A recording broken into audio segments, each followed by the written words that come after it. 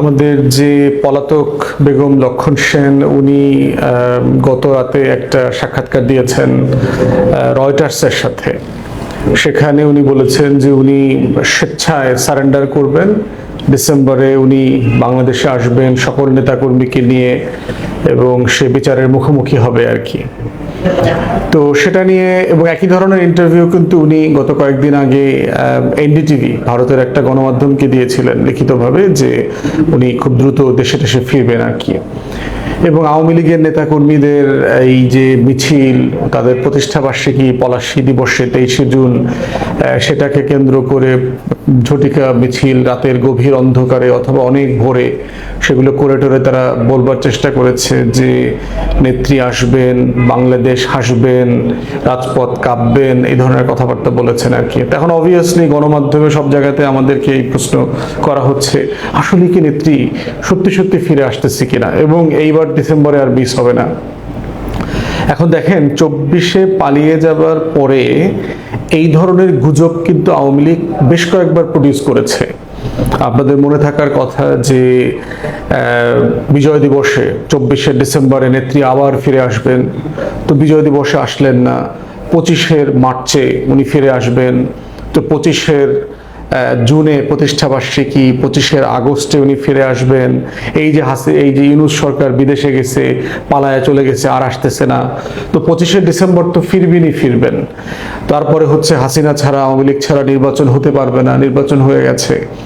অতএব এই গুজবগুলো যে হচ্ছে এবং পরিকল্পিতভাবে বাংলাদেশের আওয়ামী ফ্যাসিবাদের যে কাঠামো আছে আমাদের ব্যুরোক্রেসির ভিতরে, সামরিক বেসামরিক সব জায়গাতে, আমাদের গণমাধ্যমে, আমাদের এই যে বুদ্ধিজীবিতা আছে, দালাল বুদ্ধিজীবী শ্রেণী, টকশো, নিউজ রুমে প্রত্যেক দিন এই আলোচনাগুলো দেখবেন যে টপিক আকারে কনভারসেশনে আনতে বাধ্য করতেছে।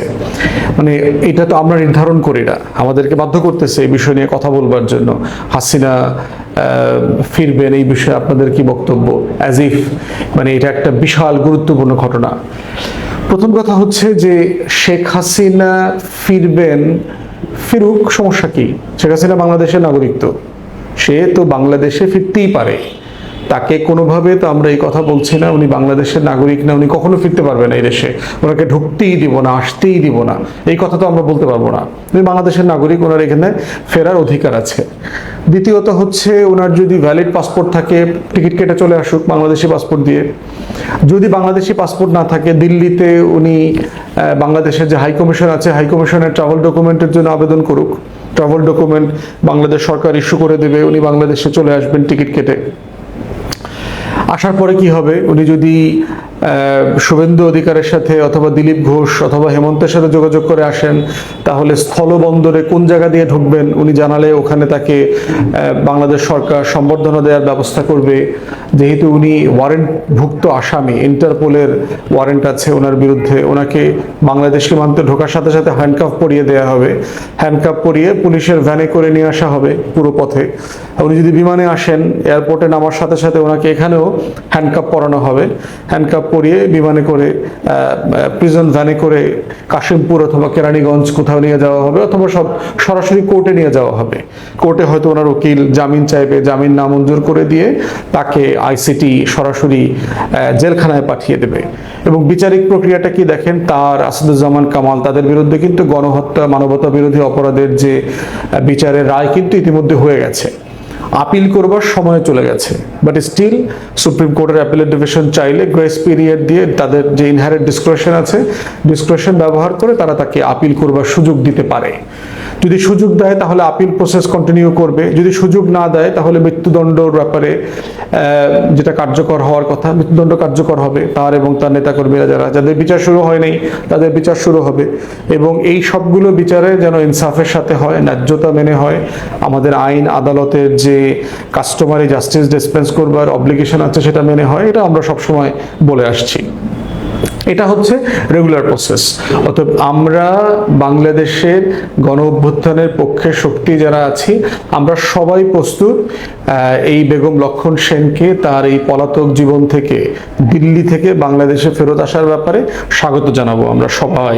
উনি ফিরে আসবেন, উনি বিচারের মুখোমুখি হবেন, কেরানীগঞ্জ কাশিমপুরে ওনার ফাঁসি হবে, এইটা দেশের মানুষ দেখতে চায়। তারপরে দাফন কাফন যে প্রসেসে হওয়ার হবে আর কি। এখন বাস্তবতা হচ্ছে শেখ হাসিনা আসলে যা বলে তা করে কিনা, এবং দেখেন ঐতিহাসিকভাবে কি হয়েছে, পালানোর পরে ফিরে আসার বাস্তবতাটা কি।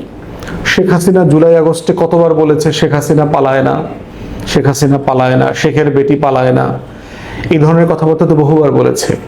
তাহলে পালাইলো কেন? শুধু কি পালাইছে, বাংলাদেশে ইন্ডিয়াকে মিলিটারিলি ইন্টারভিন করতে বলা হয়েছে না? মোদিকে ফোন করে হাসিনা রিকোয়েস্ট করছে না যে এইখানে আপনি অ্যাটাক করেন, এটা করেন, সেটা করেন? মোদি কি বলছে? মোদি বলছে যে এটা তো পার্লামেন্টে, আমার পার্লামেন্টে অনুমতি নিতে হবে, বরং আমি আপনার সিকিউরিটি এনশিওর করবার জন্য যা যা করা লাগে সেটা আমি করার চেষ্টা করতেছি। এর মানে হচ্ছে তাকে ওভারলিফট করা আর কি, তাকে লিফট করে ওখানে দিল্লিতে ফেরত নেওয়া, এবং এইভাবেই তাকে বিমানে করে ওখানে পাঠিয়ে দেওয়া হয়েছে। 22টা না 28টা সুটকেস ভরে উনি বিদেশি মুদ্রা টুদ্রা, স্বর্ণ অলংকার যা যা ছিল সেগুলো নিয়ে উনি ভারতে চলে গেছেন। তবে এখন এই পালানোর ইতিহাস কি শেখ হাসিনার প্রথমবার? এর আগে উনি পালিয়েছিল, ফিরে আসছে কিনা, কিভাবে ফিরে আসছে? এবং আওয়ামী লীগের নেতারা এবং এই যে আওয়ামী লীগের যে দস্যু গণমাধ্যম এবং ফ্যাসিস্ট কাঠামোর ভিতরে যারা আছেন, তারা এই কথাটা বারবার বলেন যে 75-এর পরেও তো আওয়ামী লীগ ফেরত আসছে, শেখ হাসিনা ফেরত আসছে, তাহলে এখন কেন আওয়ামী লীগ ফেরত আসতে পারবে না? ফান্ডামেন্টালি পার্থক্য আছে। 75-এ কি শেখ মুজিব বাকশাল কায়েম করে দেশ ছেড়ে পালিয়ে চলে গিয়েছিল, তারপরে উনি ফিরে আসছেন? বাস্তবতাটা কি তাই? আর 2024-এর শেখ হাসিনা কি মানে দেশে ছিল, শেখ মুজিবের মতো মৃত্যুর মুখোমুখি হয়েছে, সিম্প্যাথি ক্রিয়েট করা হয়েছে? বাস্তবতা কি তাই? 75-এ শেখ হাসিনা শেখ রেহানার হাতে কি রক্ত ছিল? তারা কি বাকশালের রক্ষী বাহিনীর, মুজিব বাহিনীর যত অন্যায় অপকর্ম অত্যাচার নির্যাতন, তার কোনো কিছুর সাথে কি শেখ হাসিনা রেহানা জড়িত ছিল? ছিল না তো। এবং তারা বিদেশে ছিলেন অন্য কারণে, পারিবারিক কারণে তারা বিদেশে ছিলেন, বেড়াতে গেছেন, ঘুরতে গেছেন, হোয়াটএভার।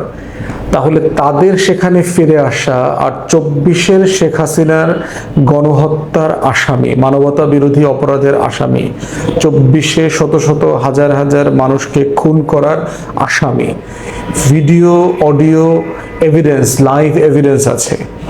জাতিসংঘ থেকে শুরু করে আন্তর্জাতিক মানবাধিকার সংস্থা সবাই এই ব্যাপারে একমত হয়ে গেছে যে এই গণহত্যা শেখ হাসিনার অর্ডারে হয়েছে।